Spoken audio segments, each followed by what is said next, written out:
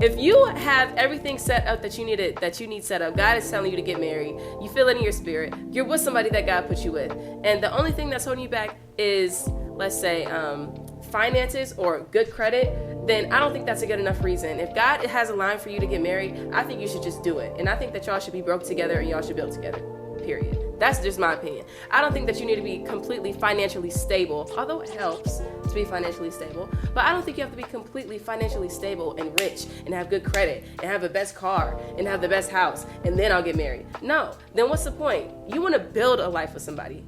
What's up, RayofLight TV fam? I am here today with Miss Anasja Vernon. I got the Queen of VARR here today. So you know that for the past couple weeks, I've been bringing on so many cool women, so many dope creatives in Cleveland, just to talk about their process. I am here today with one of the co-founders of VARR Studios, a creative agency in Cleveland. What's up, Anasja? What's going on? What's popping? How we feeling today? How are we feeling? How are you feeling? I'm feeling good. I'm feeling blessed. I can't complain. I'm honored that you would want to have me on this amazing podcast. So thank you for having me, and I'm ready to get into it. Yes. So who else? Okay. What's one thing that you have been thinking on in 2024? You've been meditating on? Meditating on. If I'm being honest, I haven't even had a chance to really meditate on anything because I'm just now getting out of a super busy season. So I'm kind of coming down off of it and trying to figure out like what God wants me to do next, if I'm being honest. Okay. I don't have anything I'm focusing on right now. I mean, I have, the basics, VARR, motherhood, wife, and number one, God, obviously, devotion every morning. But as far as specifically, I'm figuring it out. Okay. Outside of the basics, I'm figuring it out. What's one thing you're looking forward to in 2024? One thing I'm looking forward to. I'm really looking forward to Father's Day. I'm really looking forward to celebrating my husband on his first Father's Day next week. That's one thing I'm definitely looking forward to. I got a couple things planned that he doesn't know about, so I'm excited. So tell the people about VARR. So we know that VARR is basically an agency created by you and your husband, Ray Vernon. Mm-hmm. How did you guys come up with this idea? What was the creative heart behind it? Like, what's up with that? Absolutely. So VARR was originally birthed out of my husband Ray's brain. So to give the story how he gives it, in 2019, he had this, in college, he had this ministry called The Melting Pot. Mm-hmm. He did The Melting Pot at different campuses and at his own campus, Ashland University. So he went to another campus one time, Ohio University, and he preached and he gave a sermon, and so many lives were saved, so many college students' lives were saved. But when he went home, he had the thought like, okay, what do they have when they get home? Of course, they have Jesus, they have the Bible, but what's something practical? Like, they can go back to social media. Like, it's so easy to slip back into a life of sin if you don't have practical steps to stay on the road of Christ. So that's where he thought of a platform for Christians, a creative and entertaining, youthful platform for Christians that can keep us diverted toward Christ instead of things of social media and things like that. So that's how the kind of like Christian creative platform was created. Now, after we got married, he went to Howard, and then it kind of turned into, I want to create a creative platform, not just for Christians, but for everybody, right? Like for everybody, Christian creatives, Christian fashion artists, Christian barbers, anything you can think. We wanted to make a platform like that. So we ended up moving back to Cleveland, and VARR Studios was birthed, and VARR was birthed because we wanted to bring a platform and bring a studio, an actual studio location to locals in Cleveland, and to kind of bring a New York, Los Angeles feel to Cleveland as well with VARR Studios. But VARR is basically just a Christian creative entertaining platform where you can stream different series, different documentaries. We've traveled around the country getting different documentaries. So the app will be dropping soon. So keep an eye on it. Sooner than soon. Sooner than soon. Yeah. So how do you fit into the VARR agency? So I fit into the VARR agency, honestly, and my husband would say the same thing. I think that I'm like the backbone of VARR. Mm-hmm. Ray, since this was birthed out of his brain, I just helped to bring his vision to life, pretty much. As you see at the studio, I designed the studio, but anything, he's like the visionary of VARR, and I'm the executor of VARR. So, yeah. So it's like a team partnership. Definitely, it's a team partnership. Yeah. Definitely, it's a team partnership, and it's fun, too. I've heard that people that don't like to work with their spouse, but I really enjoy working with my spouse. Did you ever think that VARR would turn into something this big? Like, I know that you said you're really heavy in Cleveland. This is for Cleveland creatives, Christian creatives, all type of creatives. You have a national platform. Like, did you ever see it being this big? Yes, we did, especially since there was nothing that's really out like what we're trying to do just yet. We definitely we had the vision of it being something that was global, not just national, but global, that can make an impact on just young Christians, to help them stay along the path and watch stuff that's not too churchy, even though it's nothing wrong with something that's churchy. But we wanted to create a different avenue of Christian entertainment. Okay. So we definitely saw Christian entertainment our way and the VARR way as a national and a global thing. So prayerfully, if God says so, one of these days we'll get there. Okay.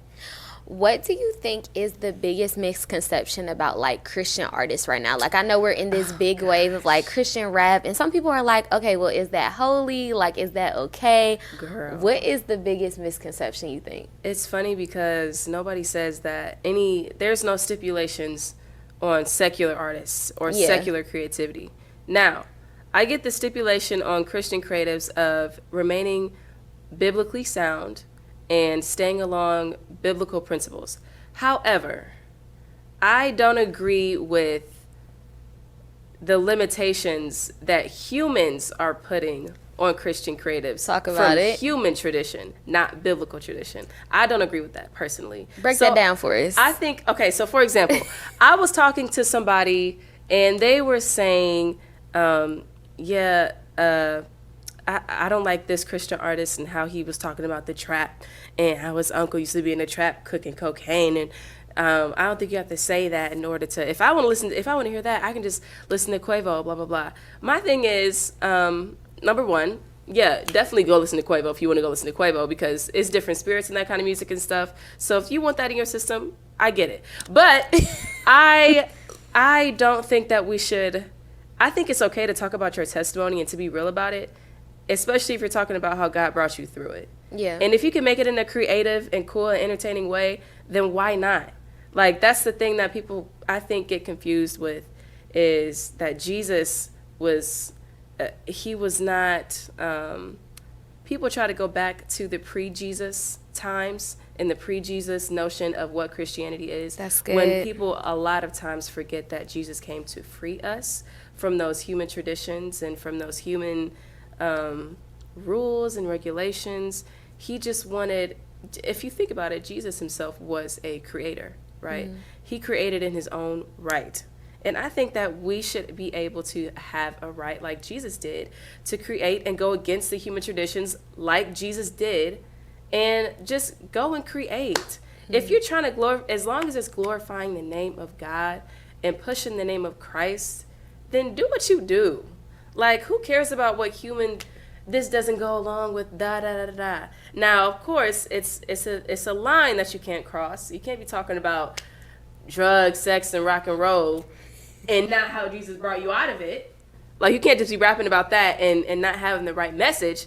But I think that Christian creatives should have the freedom to create however you want to create, because secular artists create however they want to create, but we're just doing it in the name of God.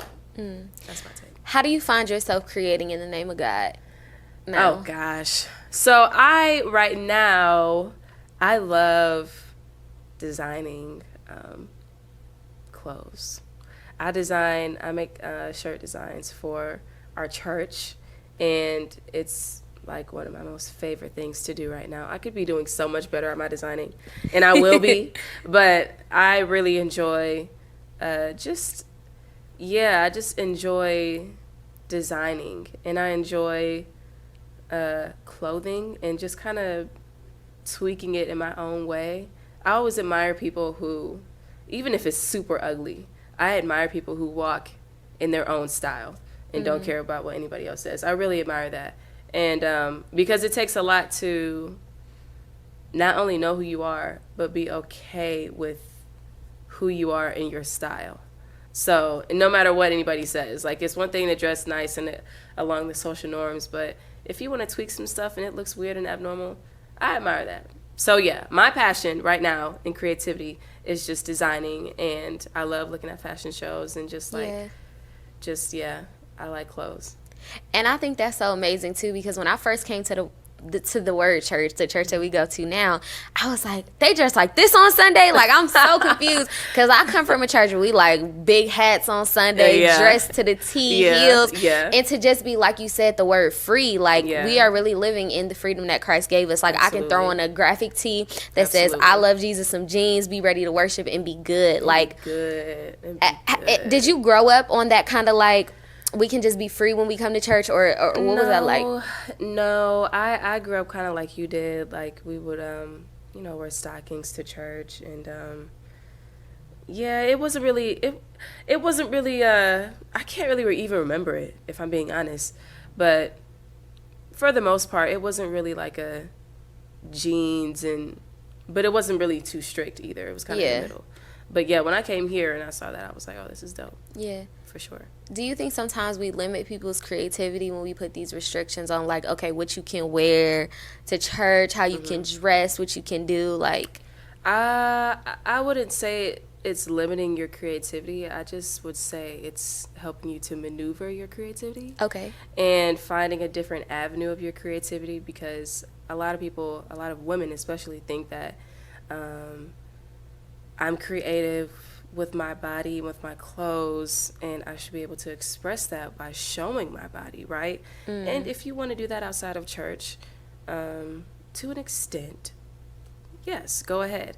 But in church, I don't think that it's limiting your creativity by saying you can't show your body in church, or you can't have your butt out, or you can't have some tight jeans on that look like they're painted on and your butt's not covered. I don't think that's limiting. I think that's pushing you to another avenue and another level of your creativity. Okay, how can I be creative in my modesty? That's how I see it. I don't see it as limiting your creativity. I see it as pushing you to another level, to find another way to protect the men of the church, because it's unfair. It's another topic. I'm not getting into it, but it's unfair the way that it is, but it's the way that God made it. God made men to be creatures of sight, and that's just something that women have to adhere to. But we can do it in a way that's creative, and a way that we enjoy it. It doesn't have to be sheets and pillowcases that we wearing to church. Like, you can have a good cargo pant, a nice baggy shirt, and you could be fitted. Yeah. You can be fitted. So I think it's just pushing you to a different level and a different avenue of creativity. I don't think it's limiting, no. Yeah. So I feel like one of the ways that I've gotten to know you, Naj, is as a young follower, like really sitting close to you and like learning, just like you said, like how a woman should be modest and like all these different type of things. How do you, I don't want to say how are you so good at like pouring into younger ladies, and where did that come from? So sweet. That's God. That's not me. I don't even know. It's really God, because I didn't even see myself doing this ever in life. But it's really God. Like yesterday at the Bible study, you said, do you find your calling, or does your calling find you? I think sometimes your calling finds you, and this calling found me, because I wasn't looking for this calling at all. But when you are in line and you find God in what you're doing, it just flows. And then you find yourself liking it. And it's like, I thought that I didn't even want to be a part of this, or I thought that I didn't want to, like, minister to a group of people. Like, of course, I always loved Christ. I always wanted to minister, and I always wanted to, when I say minister, let me back it up. I always wanted to do street ministry, right? Like, when I was in college, I would just talk to people about Christ on the side. I never wanted to lead Yeah. a ministry, if that makes sense. You know what I'm saying? But it's God. I don't really know how to answer that. It's really God. It's not me. It's really not me. It's all God. He just works through me, and I'm honored, and I'm blessed. But yes, it's all God. I enjoy it though. I love y'all. Yeah. Y'all are dope. And it shows that ministry, like you said, is so much more than like who's speaking at YF or who's speaking on Sunday. Like it's so much more about the one-on-one relationships that keep people here and lead them to Christ. Like it's not all about the other stuff. That's true. You just became a mom. I did. Let's talk about that. I did. Let's talk about it. I did. What in the world? Yeah. Okay, Naj, how old are you? Let's break it down for the people. Okay, I'm 24. My girl is 24. She is a mom. She is a wife. She is a minister of divinity. A master's of divinity. Yeah, yes. a master. I'm not a minister yet. I'm sorry. But I'm prophesying it. Yes. A master of divinity from Columbia. Columbia Theological Seminary. Entrepreneur. What else you do? Girl. Used to run track. Like, how in God's name do you balance all of this? In the words of the amazing Lady Vernon, I don't use the word balance. I use the word manage.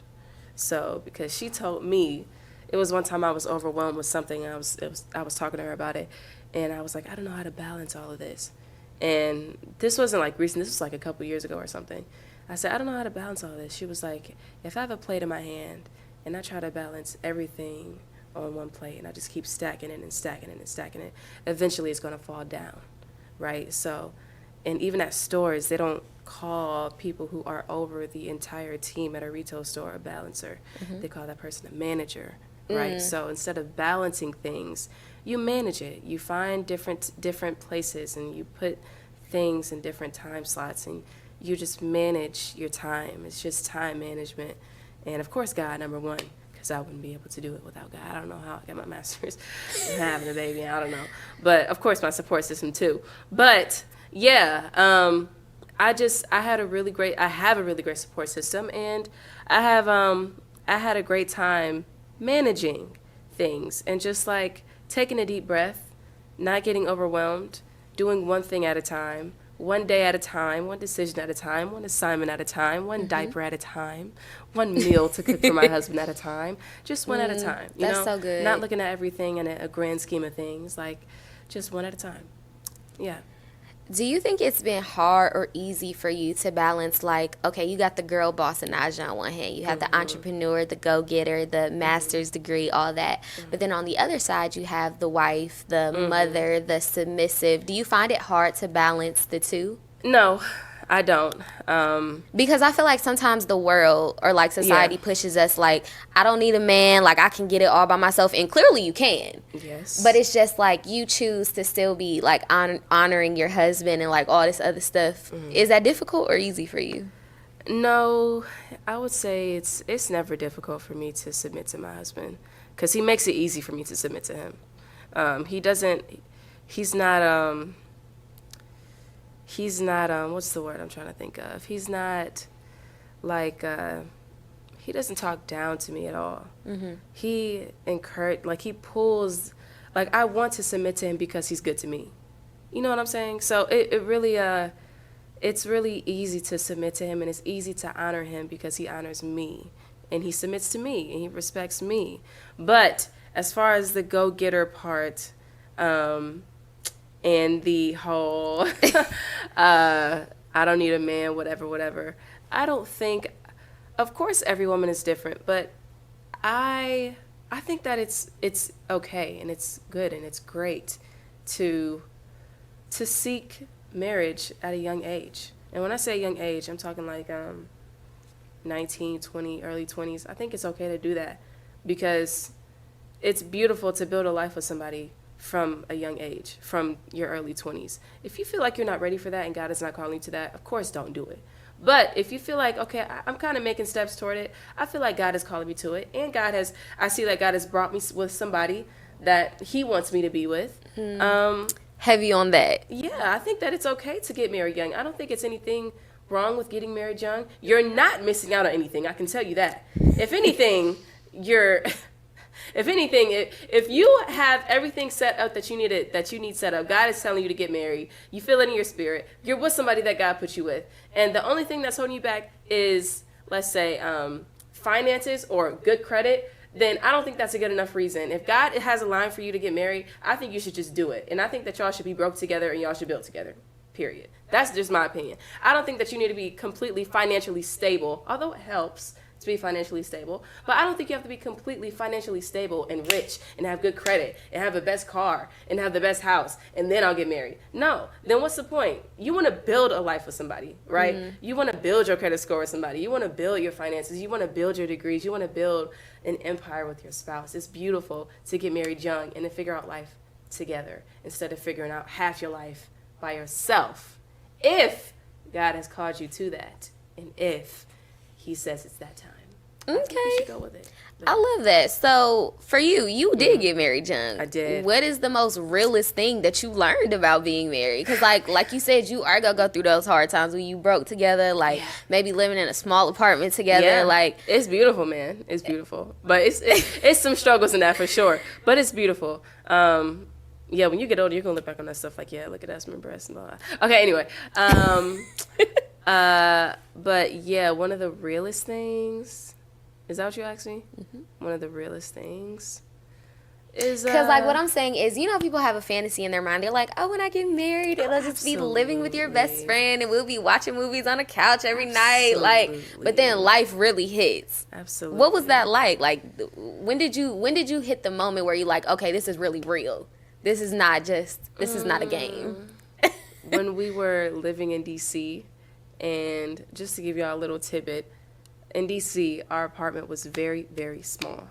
We had one room, one bedroom, the bathroom, one bathroom, a hallway, a short hallway, a living room, and the kitchen was right next to the living room. So it was very, very small.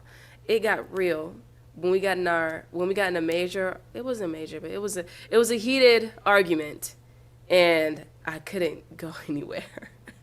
And he couldn't go anywhere. And we was just like mad at each other. And we low-key went to the other side of the room. And I was like, yeah, like we didn't know anybody in D.C. I couldn't go to nobody's house in D.C. So it got real when I was like, I really got to live with you even though I'm mad at you. Like I can't leave. Like when you're dating and you get mad, you can go home. But when you're married and you get mad, you stay together. And it's like you got to stay in the house with somebody that you really mad at right now. That's when I was like, okay, yeah, this is real.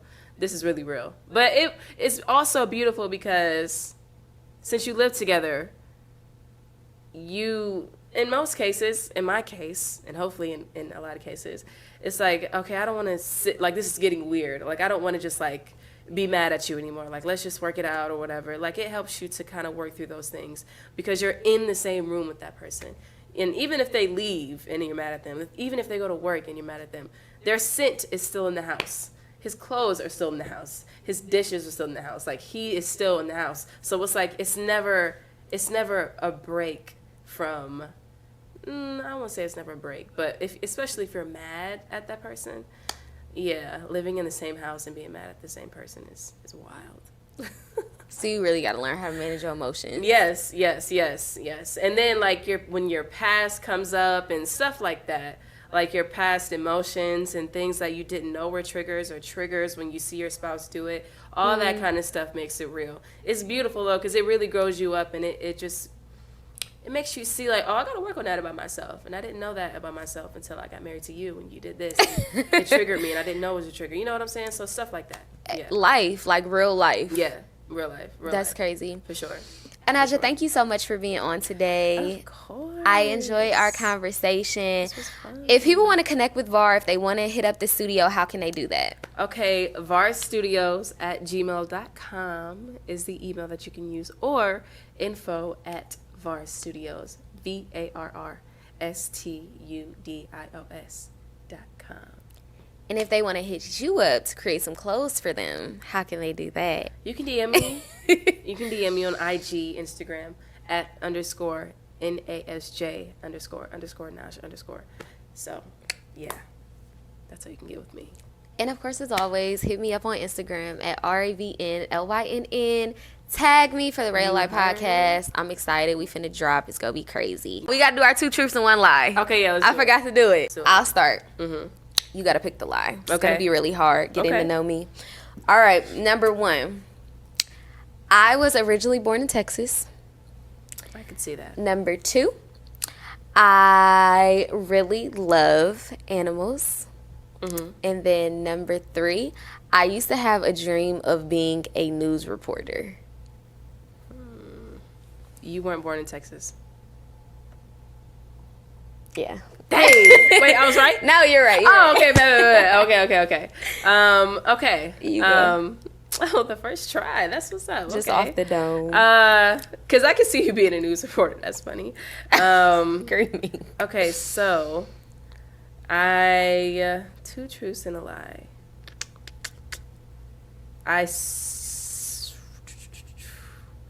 I went to college in... First of all, I'm not a good liar. Okay, okay, let's go. I'm about to just...